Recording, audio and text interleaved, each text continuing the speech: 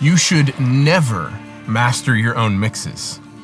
Really? I don't buy that. The amount of times that I hear sentiments like this get thrown around, that you should never mix your own productions, you should never master your own mixes, you should never produce your own music, that you always need to bring someone from the outside in order to balance out the perspectives. I hear this thrown around a lot. But as someone who writes parts for songs on a daily basis, tracks half the instruments on the songs on a daily basis, produces the singer, and then mixes and then masters it, I am involved in just about everything that I do from the very, very beginning all the way until it hits streaming or hits the radio. But there are some very important tricks, some psychological tricks that I use in order to get through this whole process and remain unbiased. So today I would like to explain them to you and help you figure out how to maintain an unbiased perspective throughout your whole process. It's going to help you make better music. Let's get into it.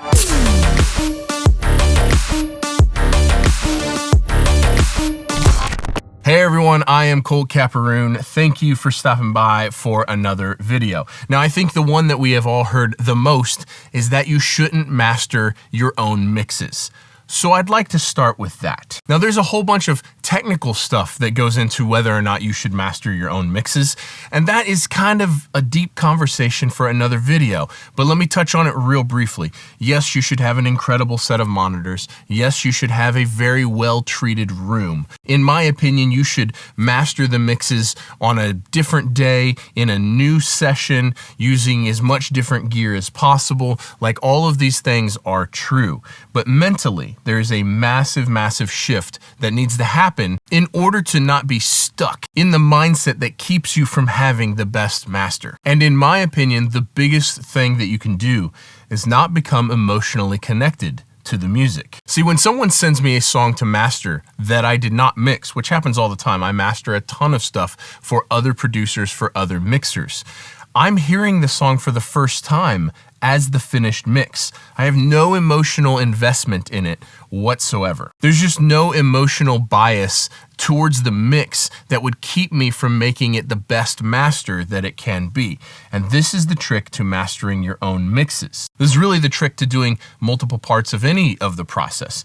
You have to get rid of the bias that you just put into the song and start like you've never heard the song before. Now, this is a skill set that you have to be very conscious of and you have to develop over time. So how do I actually do that? Well, it's as far apart as possible. I mix the song gets approved. If the song's not coming out for months, maybe I take a week off of the song without even thinking about it, without listening to it, without talking to the artist or anything. I take as much time as I possibly can get away with between the finish of the mix and the time that I start the master. And in that break, I'm working on a ton of other songs. I'm listening to a ton of other songs. I'm doing other parts of the process. I'm tracking guitar on this song. I'm mixing this song.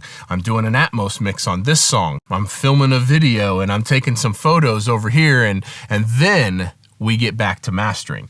So I pull the song up like I've never heard it before. It goes into a brand new Pro Tools session on a completely different day, and I act like I've never heard the song before. Again, this is a skill set that takes time, but at this point, this many years in, I can actually listen to it like I've never heard it. I don't care about all of the decisions that I made in the mix. I don't care about how I felt was the most important parts of the mix. Like, none of that matters. Fresh perspective. How do I feel about the song? And then the other part of that is looking at the song totally differently than when you're mixing. When you're mixing, you're worried about individual elements. What does the bottom end of the kick drum sound like? How intelligible is the vocal, and where does the vocal sit in the mix? And am I treating the vocal with the reverbs and delays and compression and distortion and saturation in a way that enhances the emotion of the vocal? In mastering, we're done with all that. We're just turning the whole thing more blue. I can't focus on what the reverb on the vocal sounds like. I can't focus on how thuddy and thick the snare drum is, because that's not what mastering is about. Mastering is about coloring the entire image to make it more palatable on more systems and enhance the emotion of the song, and yes, of course, make it louder. But let's take a step back. How do I do this when I'm mixing a song that I've already produced. Now, as those of you know, when you're done recording or producing a song, you are intimately familiar with it. You know every single little detail because you've probably spent 100 or more hours working on this song. Well, it's the exact same thing. I save a new session, the song title, mix 1, and then I start from scratch. Faders down to 0. I'm pretty adamant about not mixing when I'm producing. I do very, very little stuff that would translate into mixing when I'm producing. I try to record the sounds the way that I want them to sound in the mix. And so because I do that, there are very, very few things that, like when you look at a session that I've finished producing, there's almost no plugins on the whole thing. Now, any sort of sound design stuff, any sort of wild effects that fall under the production side of things, obviously those stay, or I've even printed those. But then when it comes time to mix, I'm mixing the song like I've never heard it before. I've usually had a few days off, hopefully a week off, and I've worked on a bunch of other music, and I've listened to a bunch of other stuff, and I'm approaching it like I've never heard the song before. I'm not attached to that guitar solo that I wrote. I don't care about it, and I don't care how loud it is in the mix because of my own ego, because I wrote and played the guitar solo. I am completely, I just literally don't care, and I'm mixing for whatever enhances the emotion of the song. This super cool effect thing that I spent 10 hours perfecting in the production, I don't care anymore. It does not matter how much time or effort I spent on that one particular thing, because this is the trap that most people that mix their own stuff fall into.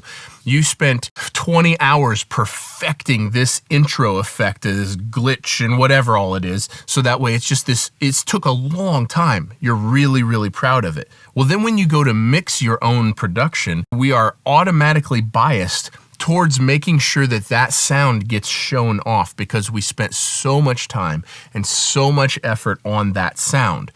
But that's not what's appropriate for the mix. Maybe the appropriate thing is for that sound to be the focal point of the whole section of the song, but maybe it's not. And the better you get at separating yourself emotionally from the production and mixing the song like you've never heard it before, the better mixes you're going to make and the less influenced you're going to be to make mix choices based on how much effort and emotion you put into a particular part in the production. Completely mentally clean slate, clean session on a different day, clean slate. I don't care how much time and effort I put into each individual part. It's whatever serves the song the best and whatever enhances the emotion of the song the most. And again, this is a skill set that takes a long time to develop. You have to very consciously work at this so that way you can just flip the switch in your brain to do something totally different. Now, I've been doing this for so many years that at this point, it's very easy for me. It took every bit of probably 12 or 15 years to be able to really consciously just flip that switch and do a different part of the process without being biased or influenced by the previous part of the process. But if you don't consciously work on it, if you're not actively trying to flip that switch in your brain, then you'll never get there. And this is why we hear people all the time say that you shouldn't mix your own productions and you shouldn't master your own mixes. Because most people are not capable of flipping that switch in their brain. And it's not because they're not smart enough. It's not because they're not talented enough. It's because they haven't spent the time practicing that skill set. I've told this story before, but for the longest time, I would send my mixes out to be mastered by other mastering engineers. And I would also do a master of the song myself every single time. And in about, I don't know, it was like, I don't remember how long, 5, 8 years in, I started feeling like my masters were as good or often better than the masters that were coming back from other mastering engineers. And so I started letting the clients blind A/B them at that point. I would send them both masters and they could pick whichever one they liked better. And it took about a year of letting clients A/B them like that once I got comfortable with it before the clients were picking my masters 80 or 90% of the time. And at that point, I just was like, I'm just mastering everything. Unless someone wants a dedicated mastering engineer, someone that they like to do it, then I'm just gonna do everything. But it was only after I practiced that skill set for many years before I felt comfortable I'm just gonna do everything. And part of the success of that, part of me getting to the place where I could master my own mixes and have the client choose them 80 or 90% of the time, is this mental switch. It's the most important part of your skill set to working on multiple parts of the process, the production, the mixes, the masters. There are links down below for every single piece of gear that I use, all the stuff I use on my mix bus, all the stuff I use when I'm tracking, all the stuff I use when I'm mastering. Those links go to Sweetwater. So anytime you guys need any piece of musical gear whatsoever, you can jump on any one of my videos, click on any one of the links in any video, and once you're on the site, you can purchase anything that you need that you were gonna buy anyway. It costs you nothing extra, but it goes a really, really long ways to help me keep making videos just like this one. So thank you to Sweetwater for sponsoring this video, and huge thanks to you guys for using the links in the description of any video anytime you need to purchase anything. I really appreciate you guys supporting the people who support me and who support this channel. So thanks again for using those links. Thank you, Sweetwater, for sponsoring this video. There's also a link down there to sign up for an email list. I'm getting real close to launching a whole clothing company. And it's not gonna be Colt Caparoon stuff, it's gonna be studio related stuff. Shirts, hats, hoodies that anyone who spends time in the studio is gonna find attractive and gonna wanna wear. So sign up to the email list for the drop on that. Also, we're working on the next batch of signature gear, signature hardware. So sign up to the email list so you get notified early when that goes live. Thank you guys for watching. We'll see you in the next one. Peace.